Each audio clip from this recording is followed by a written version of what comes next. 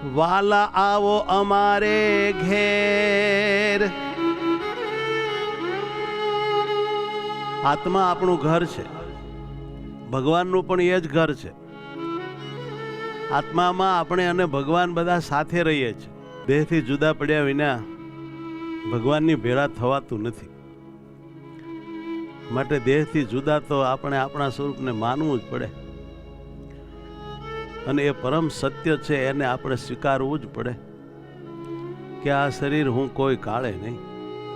હું આત્મા છું, આત્મા છું, અક્ષર છું, હું આત્મા છું, હું આત્મા છું, હું અક્ષર છું. આ શરીર હું નથી, આ શરીરથી જુદો છું. એવું રટણ કરીએ ભક્તો, અને પછી આપણા આત્માને ભગવાન જેમાં રહ્યા છે એવું જે ભગવાનનું તેજોમય ધામ તેની સાથે એક કરવો, કહેતા એ અક્ષરધામ હું છું અને મારે વિશે મહારાજ મુક્ત મંડળે સહિત બિરાજિત છે એવી ભાવના ખૂબ બળવાન કરવી.